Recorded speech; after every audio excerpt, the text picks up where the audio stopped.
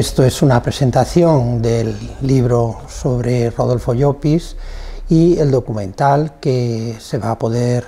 escuchar y ver mañana aquí en la sede de la UGT del País Valenciano. El interés de Rodolfo Llopis para la historia de España es muy elevado, tanto por su actividad en el mundo educativo como por la trascendencia política de su gestión en Francia en nombre de los exiliados españoles. El interés del acto es resaltar su figura tanto política como sindical, especialmente la sindical. En particular, el libro, que es la primera parte del acto,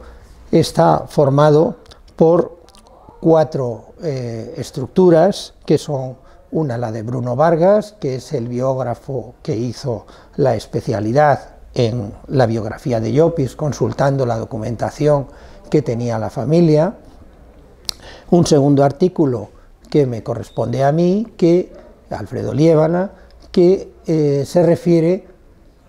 a lo que es su trayectoria como sindicalista y como pedagogo. Una tercera aportación que corresponde a Alonso Puerta, el presidente de la Fundación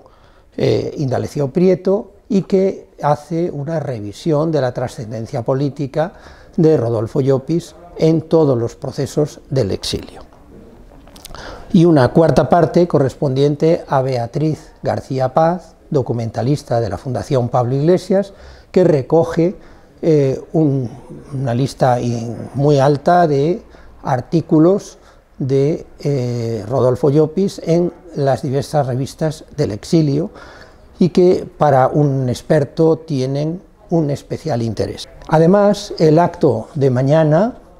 aquí en la sede de UGT, comprende no solo la presentación del libro, sino la presentación de un documental elaborado por Francesc Picó, que es un trabajo muy minucioso sobre la trayectoria de Rodolfo Llopis, tanto en su época en la República como en el exilio, donde hay multitud de entrevistas con los exiliados, donde dan una opinión verdaderamente importante sobre la complejidad de todo el proceso del exilio. Lo cierto es que, mirado con perspectiva histórica, la aportación de Rodolfo Llopis es esencial tanto para la construcción